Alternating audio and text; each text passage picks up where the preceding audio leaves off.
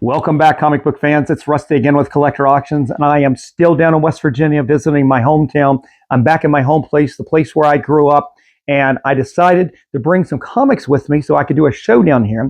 I had just gotten in, before I left, my monthly shipment from M&M Comics, the place where I pre-order all of my new comics, or at least I try to pre-order most of my new comics, and I do that 2 to 3 months in advance, and I get that shipment once a month. And that's what came in right before I came down to West Virginia. And as you can see, I've got a box right here. This was a huge order because I've got 2 big boxes of comics. Looking back at my list of all the comics I ordered, I tried to be really good on this order. There were a lot of variants and things like that. And I tried to pre-order as many of the books as I can because you get that much bigger discount from pre-ordering, 35 usually up to 50% on a lot of new books, compared to the pull box I have at my LCS, where I get a 10% discount for any books I buy because of that pull box. And when you see me doing these new comic book day videos every week, and I come away and I got this giant stack of comics, well, that means that these pre-orders was a little bit of a miss because I should have been pre-ordering those books. I would have saved so much more money. So the idea was, hey, let's look a little closer at these pre-orders, try to pre-order more things, and thus we've got this giant order right here. So what I'm going to do is I am going to open up these boxes off screen. I brought bags and boards with me so I can bag everything to make sure the books are protected, and then we'll do a little show and tell. So stay tuned, and I'll be right back. 5 minutes later. All right, guys, I ended up bagging and boarded all the comics. It took me a while because there were a lot of comics, and I think that I actually had 2 months worth of comics right here because of the way it's broken down, and the fact that it is I've got multiple months worth of preview magazines that I've got here. So it tells me I might have actually had 2 orders come in at the same time. It's one of the things with this pre-order, I don't really worry about when it comes in because you have to wait 2 to 3 months for these books to come in anyway. And if I needed any books for a signing, for example, I would just go to my LCS and pick it up as early as I possibly can. So I'm not too worried about these books coming in on a timely basis. I've never been worried about that. And when they come in and it's all good. But let's just get right into it. And I will try not to linger too much on any of the books, but we will just go through it. And what I did here was I broke it down into the previews magazines that they gave me, some free stuff that they stuck in there, which is pretty cool. I've got Marvel, I've got DC, I've got Independence, and I got facsimiles. So it's a lot of different stuff, and there's a lot of books here. So let's get right into it. We're going to start with the free previews magazines that I get from Marvel. So we've got the one here showing off the new Spider-Man coming up, the new issue #1. And we've got a new, this is the next one. This was actually for the May. This is the new giant size X-Men #1. By God, let's just put Miss Marvel in everything. Really? I mean, seriously, this is a character I think we can all do without at this point. We got the free Connect from DC. This is DC here, DC Connect. This is advertising the new Superman. I think it's hitting that 25th issue that's coming up right here, and they're doing something big with that. And honestly, I'm probably going to jump on board. Jeremy Adams is writing that book, and there looks like they're going to have a good jumping on point right there at 25, and I may jump in at that. The art looks really good as well.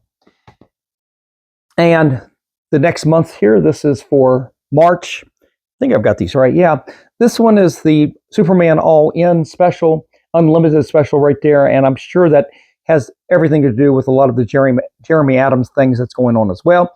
We'll see. It's been a long time since I've ended up reading a lot of Superman books, but I've heard good things about Jeremy Adams, and we'll talk about him just a little bit later in this video. Now, another previews magazine that I got for free this month is from Image, and I've got the Image. This is from, technically for the April order, and then the May order right here. And I normally don't get these, so I was going to be curious to read through some of these.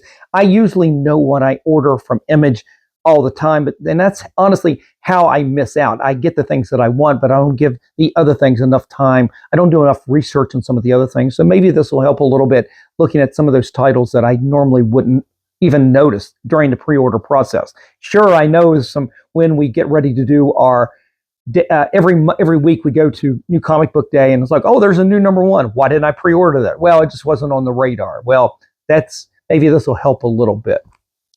All right, so that brings us to the free comics that they ended up giving me. And from DC Comics, we have AEW Preview. I think this is a wrestling group. I don't know anything about that, but free is free. Or as they say, free is better than half price. And then some older books right here. I believe this is from 2014, 15, somewhere in there. Vader Down, Star Wars Vader Down. And this is the M&M Comics variant right there. And they gave me this sketch cover variant as well. It's pretty cool to get some old comics like that. And speaking of Star Wars, they actually gave me Star Wars #1. This is from, I think, 2015 as well, maybe 14. And again, the M&M Comics variant. I'm sure they got a lot of these things laying around, and probably a lot of people aren't necessarily ordering them from these days, and they probably need to move some of that inventory out. But the only other free thing that I ended up getting was this, and I think this is the coolest thing. It is Spider-Man #1. I think this is from I think here, 2014, when they restarted in 2014. And again, you see the M&M Comics logo right there. But honestly, I love this. This is a Terry Dodson cover right there, and it's in really nice shape. I may have to save this. You know I'm going to save this. Put this into the Terry Dodson pile of books to eventually and hopefully get signed at some point. So that was pretty cool. And the reason that this and maybe some of the other things aren't in bags and boards, I only brought down my current bags so I could get all the books in there. It didn't take into account for some of these oversized books. This is a very oversized book right here. So I'm going to have to be a little careful with that because I don't have the bag and board on me. Usually I'll use a Silver Age bag and board for some of these bigger books like this. All right, so let's move over. Why don't we just do Marvel, because I'm a Marvel guy, so we'll start with Marvel. And I broke these down into different categories as well. And this is how I could tell I definitely had a few months worth of books on both of these orders. I'm supposing, like I said, 2 orders probably. But we've got Amazing Spider-Man #65. Sorry about the glare, guys. And we're continuing with that 8 Deaths of Spider-Man storyline. We got Spider-Man 65 Point Deaths. We got issue #66 right there, the Mark Bagley cover. Issue #67. And issue #68. And I actually have 68 Point Deaths as well. And I talked about this when I picked it up at the LCS here a few episodes ago. Well, probably more than a few episodes at this point. And I had a viewer, one of my fans, that reached out to me, and I kind of went on about this book. This book right here shocked me of how good the artwork. It's Mark Buckingham doing the artwork in here, and they kind of asked me to show some of the artwork from that, and I'm like, well, one, I got to find that book, because once they get bagged and boarded after I read them and they get put up, it's a little hard to find some of these. But I'm going to open this up, and I'm going to show you some of the spreads in here that really just, wow, these are really good. But take a look at this. Look at these spreads right there. Look at those pages. I mean, that is some serious dynamic action going on right there. I mean, Mark Buckingham killed it in this issue. And look at this. Look at this 2-page spread right there. Wow. I mean, look at the motion and everything. Isn't that cool? I mean, it really shocked me how good this book really looked. And I'm going to see if I can find another good one. I mean, beautiful splash page there with Juggernaut. Man, just some big, bold X-Men action. Some awesome stuff right there. This book had little to do with Spider-Man, had a lot to do with the X-Men. Really good stuff right there. All right, let me put these down. I got books all over me right here.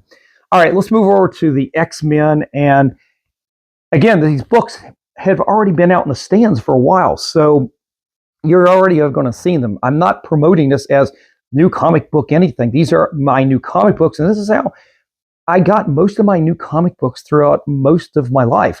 up until, well, let's from college up to now, because when I growing up down in West Virginia, I did not have an LCS. The only LCSs I ever visited were on family vacations, and that started about 1980. But that meant once a year I got to go to an LCS. And so I never experienced New Comic Book Day. I never knew the cycle of new comics coming out.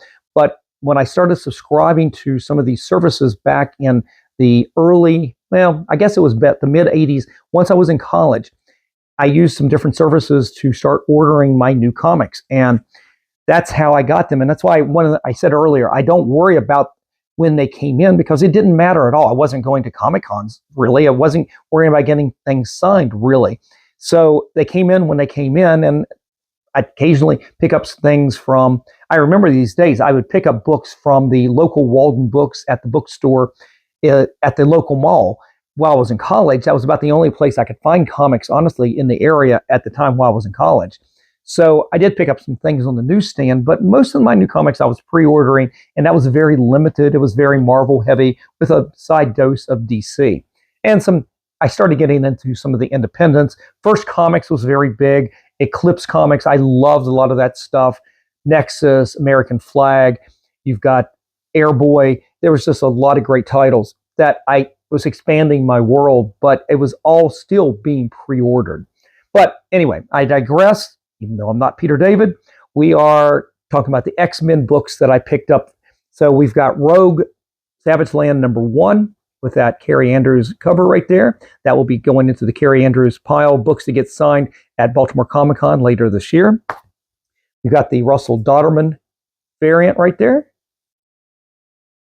And how could you pass up the J. Scott Campbell variant right there? That's super sexy, really good. And people know that I poo-poo on some of J. Scott Campbell's covers, but this one I really liked. And as I said, double order this month, we've got the Carrie Andrews regular cover for issue #2 as well. Now, continuing on with the X-Men, we did get the #1 issue to Wolverine, Deadpool and Wolverine here, #1. And this one's going to get pulled for the Benjamin Percy signing at Third Eye coming up pretty soon here in April. And I will save that along with another book a little bit later in this video as well. We've got Weapon X-Men #1, and as much as I have kind of poo-pooed on the new From the Ashes X-Men, I do always get the new #1s on a lot of these titles, actually all of these titles. So I've got this cover right there. I would imagine that is a Alex Ross cover. That looks like his style.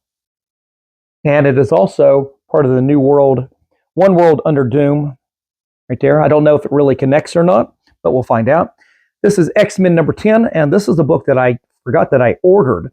And the reason I ordered it was the artist on the interior is Nitho Diaz, and I have been really happy with his artwork on the interior. There's something, he's very much like Ryan Stegman, who was doing the original penciling on the book up to about this issue.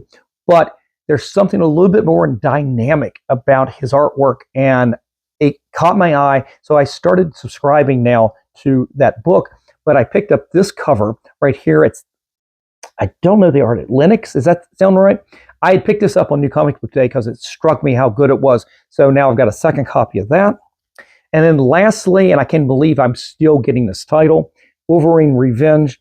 And you've got Hickman and Capullo. The artwork looks really good, but it really lost me after issue 1. The strangeness of, it's just an alternate, it's almost very what if. And I don't know, it really put me off, mostly because you brought Greg Capullo back to Marvel. And honestly, having that kind of talent in Marvel, you should have been the most important book. Whatever you were going to do, Greg Capullo should have been doing that book. That's how big he is. And this seems very small and insignificant. In the end, when this book ends, no one's going to give a damn about this book right here. All right. Now that I've made my thoughts on that, let's move over to DC. Oh, what am I talking about? We still have a lot of Marvel. Oh my God, I forgot here. We still have a lot of Marvel. Let's go over to the Ultimate Universe. So I finally got my regular cover to Ultimate Wolverine #1. And the only other variant that I pre-ordered was I believe this is Del Otto, did this cover right here. And I had picked this up on on New Comic Book Day as well. Beautiful cover right there. And again, second order, we got issue number 2 came in. And I'm not ordering variants on a lot of the second, third issues unless it really strikes me. We got Ultimate Spider-Man number 13, as well as 14. Some beautiful artwork right there. And moving over, the big book here from New Comic Book Day a few weeks ago was The One World Under Doom, and you got this Ben Harvey beautiful cover. He's doing the regular covers right there. So I got the regular cover right there, and the only other one that I pre-ordered was the John Tyler Christopher, I think I got his name right this time, cover right here. And I resisted the urge the day that it came out to get an additional copy. I'd already ordered it, so I've got that one right there. And then remember I was talking about Ben Percy. Ben Percy, like I said, it's coming to Third Eye. He's writing the new Red Hulk title, so I picked up this. I did pick up that another copy of this regular cover to get signed by him, so I'd already had it pulled only because I wasn't sure when this order was actually going to come in. I didn't want to miss the signing and not have that book ready to go. Speaking of One World Under Doom, we've got Doom Academy number 1, and this is the Lobos cover. This is not one of my favorite Lobos covers, but like most cases, you've got really great artists. Their female character covers are usually the most dynamic, and this is not really one of those. You see the same things with people like Dave Sky Campbell and Adam Hughes. If it's not a female character, it's okay. Maybe that's just my male sensibilities coming out. One World Under Doom. Here's another title here. This is Thunderbolts Doomstrike number 1. I don't care about the One World Under Doom, but big fan of the Thunderbolts. I think I've got every issue that they ever made on the Thunderbolts. I love the title from the beginning. I've even liked some of the renditions years later. It's a good vehicle, and I cannot wait for that movie to come out. I think it's going to be really good. I'm setting the bar high, and I hope that's not a mistake when that movie comes out. So I'm looking forward to that. In fact, I was looking forward to that more than I was the new Captain America film. Now, Fantastic Four number, I believe this is 28. This actually kind of starts with that One World Under Doom. It's very early in that. And I've read reviews on this. I'm sorry about the glare, guys. That, honestly, the way I feel about this is Fantastic Four should be the number 1 title with anything Doom related. And it feels small, this book. That's the kind of the feeling I got from a lot of the reviews. I'm going to sit down and read it and see if I get that same impression. Now, this was not necessarily a One World Under Doom, but it is one of those weird team-ups. You've got Dr. Doom and Rocket Raccoon, a title that I might have picked up on New Comic Book Day, but I actually pre-ordered it, so I didn't have to do that. And another one of those weird combos is you've got Volstagg and Captain America, and beautiful Terry Dodson cover right there. But that's not one that I definitely need to get signed, so we'll hold on to that. We'll read it and enjoy it. The New Champions number 1, and I only bought this because it's the number 1. Sometimes you get these new characters. Honestly, I don't really care about this. I dropped it after 1 issue. I don't care. Issue number 22 of the Avengers ongoing. I might have picked up a variant of this New Comic Book Day, but I know I didn't pick up the regular cover. Continuing with Avengers Assemble, and I think this might be the last issue in the run. You've got Cap Snake. That's pretty odd. Who is this? Steve Orlando's writing this. He came to Third Eye last year. I think it was last year when they were launching. Maybe it was 2 years ago now. I don't know. It all runs together. He came to Third Eye to do a signing, and when he was doing the Scarlet Witch. In fact, I think he still does the Scarlet Witch, and I just couldn't make it. Now, I did pick up a couple copies of one of those Scarlet Witch number 1s that he signed, but it wasn't a big deal to me. But I've heard a lot of people not really like his style writing. I haven't really minded, but I haven't paid 100% attention to it. So I've kind of enjoyed this Avengers Assemble. It's just an oddity. We've got West Coast Avengers number 3 right here. More Alex Ross goodness, at least on the cover. I can't really speak to the title that much. It hasn't struck me, but sometimes these covers by Alex Ross, I love getting them anyway. Issue number 4 right there. That's a really striking cover. All right, guys, let's move over to DC. I've got a handful of books here. I think Marvel definitely won out this month, or these 2 months together, but I've got some really good DC books. couldn't pass this up. This is Jenny Frison on Poison Ivy. I believe this is issue 29. Yep. That is striking. This honestly has been one of my favorite covers all year. This is definitely going with me to Heroes Con to get signed this year. And she did issue number 30 as well. Not quite as big a fan of that, but that's still very nice. And speaking of issue number 30, we've got, I believe this is Lobos. Yeah, this is another Lobos cover. And see what I'm talking about? When you've got the female characters, it ends up being so much more striking. Again, maybe it's just because I'm a guy. Who knows? Probably that's most of us are comic book geeks like that, right? I picked up Batman and Robin. This is year 1. And honestly, I'm staying with the title. Mark Waid, despite any politics, I still like his comic books. But I really am picking up this whole storyline because of Chris Samney. I never can remember his name. I'm digging his artwork. It's very much like a Michael Cho. So I've enjoyed the artwork on that. So we got issue number 4 and issue number 5. And we were talking about Mark Waid. Mark Waid's writing the new Justice League Unlimited. And I've got issue number 3 right there. And number 4. Wow, look at that. Word balloons on the cover. Who can imagine? We don't see that too much these days. Now, I'm continuing picking up the new Batman, The Long Halloween. This is the last Halloween. And what's interesting is you do have artists on the inside because, of course, you've got Tim Sale, who did the original Long Halloween with Jeff Loeb. All of those books with Jeff Loeb like this. And they are using Tim Sale artwork on the main covers on all of those. But you don't get that on the interior. So these are really cool. Makes you kind of sad that we're missing Tim Sale, definitely. Yeah, picked up, this is another issue, number 1. This, I guess, is a black and white version of that. I don't recall necessarily ordering that, but that's pretty cool right there. That's some beautiful, beautiful ink wash right there. Now, this is a title, and I told you we'd come back to Jeremy Adams at some point. This is a title that I picked up at the LCS. I didn't realize I'd actually ordered it. And I read it, and I'm going, oh my God, this is actually really good. And the art's really good too.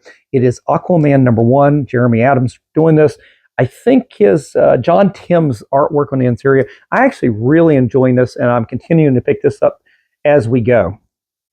And then we come, of course, to the Absolute Universe, and I've got issue number 4 of Absolute Batman. And as of filming this, I literally, just a few days ago, I got to see Scott Snyder at Third Eye Comics for the 3rd signing in little under probably 8 months. He was at Third Eye for the launch of Absolute Batman.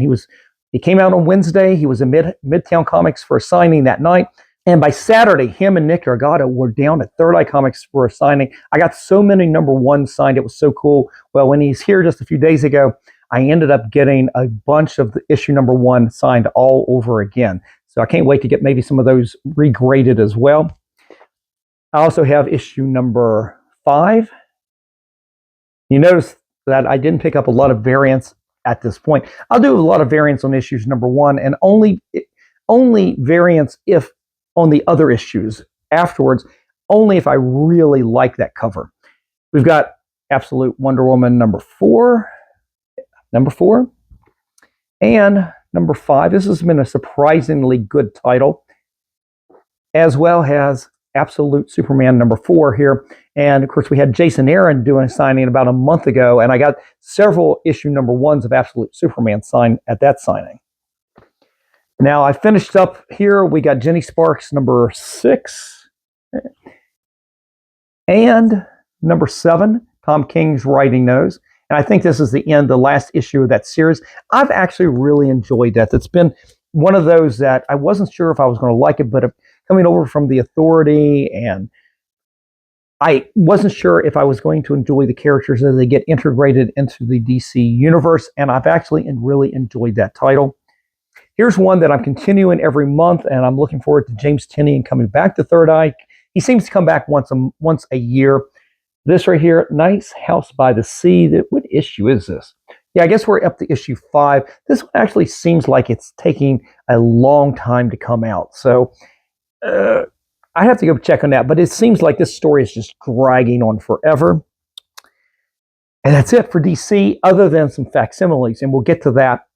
Let's go over Independence real fast. Oh, I'm sorry, one more that could not go in. I have to bag and board it, but I can't do it and show it to you. This is how it comes. It's actually a white cover that is stapled on here to protect the cover to Batman Full Moon. This is issue number 3. You got this beautiful illustration, and these are glow in the dark, if I'm not mistaken. So I think this is to protect the glow in the dark stuff on there. I don't recall this being on the newsstands. Like if it came to the store, I didn't see these white covers on there. But maybe it's when they get shipped and they get distributed this way, maybe they have certain ones like this. So while they're shipping them, maybe they are not rubbing some of that glow in the dark stuff off. I don't know.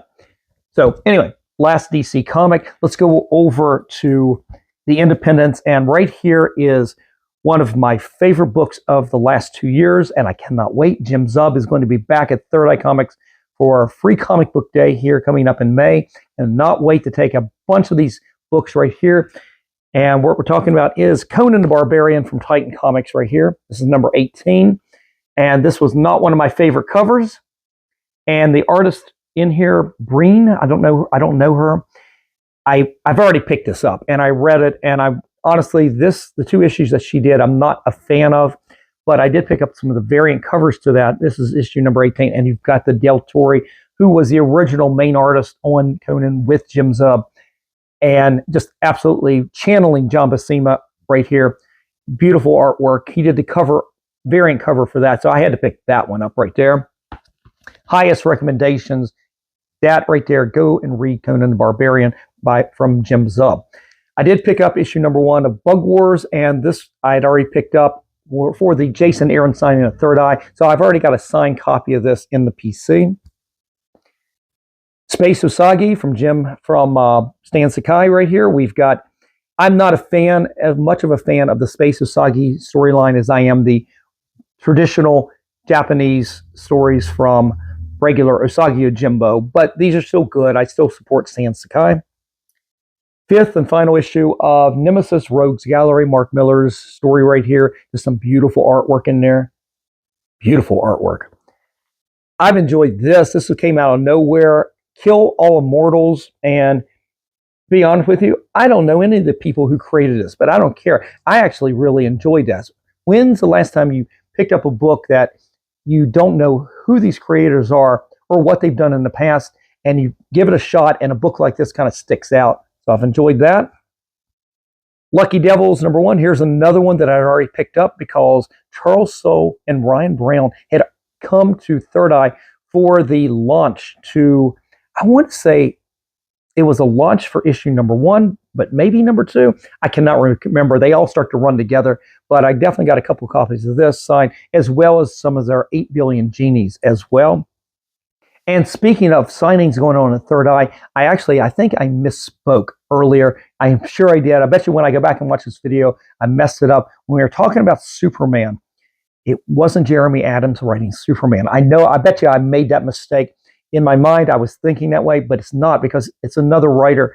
It's the writer who actually came to Third Eye who's writing this. Joshua Williamson came to Third Eye for the launch of G.I. Joe, and I've enjoyed this book a lot. This is probably one of my top 3 books right there with Conan, the ongoing new G.I. Joe series from Joshua Williamson. He's the writer on Superman. So if I made that mistake earlier, don't burn me on that. I made up for it.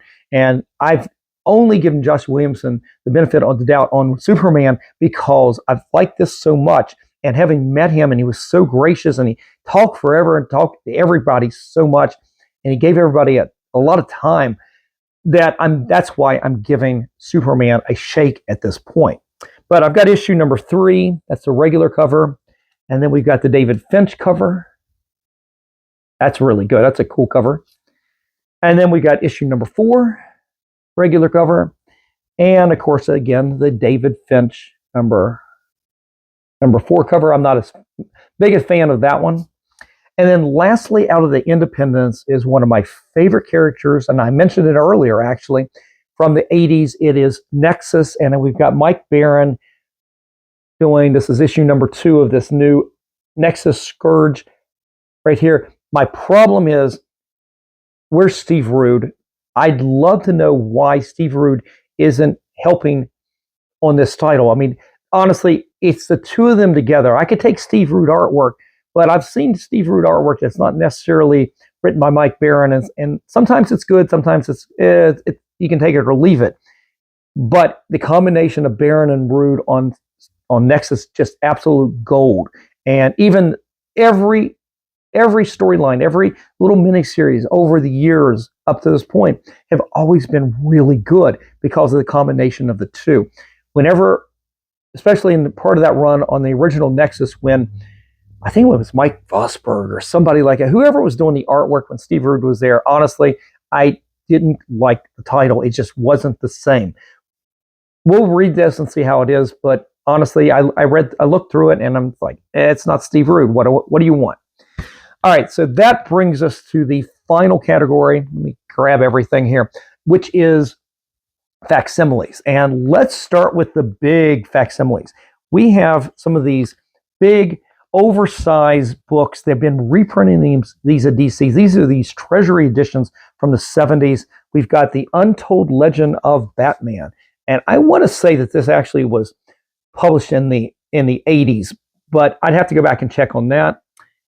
So that is really cool. You've got some beautiful Jim Aparo artwork in here, and I can't wait to sit down and read this here. And then we've got Superman versus the Flash, the greatest race of all time. I'm not sure which ones these actually reprint, but I never had either of these as a kid growing up. I had a lot of treasury editions from DC, from Marvel, whether they called them treasury editions or not. And I know I didn't have either of these, so I'm actually going to sit down and read these. Who did the art in here? I'll have to see who did the art, but awesome, cool stuff. And I'm looking here, and give me 1 second. I actually need to organize these facsimiles. Give me 1 second.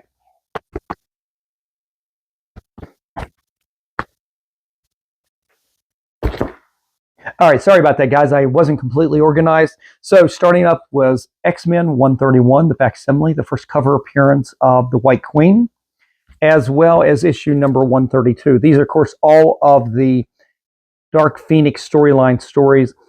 I didn't pick up a lot extras of any of these. These are going to just go into the PC.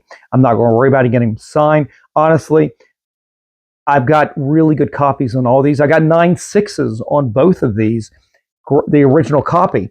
And I've got Rawls that I may end up getting graded at some point or even signed by Chris Claremont. But these will never get signed. They're just going to be part of the PC, part of my facsimile collection, as well as this, Fantastic Four number 2, the first appearance of the Skrulls. And I like some of the facsimiles they're doing these days because they're showing the ads, and I love seeing the ads. You got Daredevil number 1. And I did pick up multiple copies of this because I may actually get one of these signed. This is Spider-Man 129, reprinting the first appearance of the Punisher. I picked up 2 copies of the regular cover, and I did one of the foil. And I may take these to Heroes Con this year. I've never got a chance to meet Jerry Conway, who wrote these, and I may take them down to get signed. I may actually break out my graded 129, my original, to have signed as well. We'll see about that. Did pick up a copy of this right here. This is the first appearance of the new Teen Titans, or most of the characters in that as well. We've got the DC Comics Presents number 26. And what's nice about this is, even though I've picked up multiple copies of the original in this and had them graded, I've picked up really good copies and I've sold them, and I've never held on to the copy. I actually need to sit down and read this story a little bit. I collected New Teen Titans from the get-go with issue number 1. I never knew about this right here. And it wasn't until really this over a year ago that I finally got to sit down and read the story. And that's when I finally picked up the first of the copies that I got graded. I did read through it. I just need to sit down with it and maybe read it a little bit closer now. Continuing with facsimiles, and we talked about Batman The Long Halloween. This is the original. This is a facsimile of issue number 1. And they had to put out a facsimile of Brave and the Bold number 29, I think is a second appearance of the Justice League. I don't remember what the other significance to this was, but that might just be it. I picked one of those up. And then lastly, the last books of the day, guys, facsimiles of Batman 608, the Hush storyline, the original Hush storyline. Of course, we've got the new Hush 2 storyline coming out now. This is a copy of, or the original 608. And the book, the original 608 that I've actually got signed by Jim Lee and Jeff Loeb. It's still raw, it's not graded or anything. So I still have my original copy of that. And I do have graded this issue here. This is 609. This is the facsimile of the first appearance of Tommy Elliott. Of course, that is Hush. And I've got my original copy signed by Jeff Loeb and Jim Lee. I've got, unfortunately, it's a 9.4. It makes me a little sad, but it's still pretty decent. But guys, that is it. Last book of the day. What a lot of books. There are so many good things here, and hopefully this will save me a lot of money moving into the next month or so, going to my LCS and not being able to have to pick up every book that I didn't pre-order. I pre-ordered a lot here. So hopefully, like I said, that will save me some money. But guys, that is it for today. Definitely leave me a comment in the comment section below. Let me know what you think about all the new books I picked up. What's your favorite? And if you enjoyed today's content, definitely give me a like, slap the subscribe, and click on that notification bell so you guys don't miss out on any of the episodes that I put out each and every week, Monday, Wednesdays, and Fridays at 3 p.m. All right, guys, I'm out of here. I'm going to start packing up. I'm getting ready to head back to Maryland. I will see you back up there. Until then, remember, every comic has a story.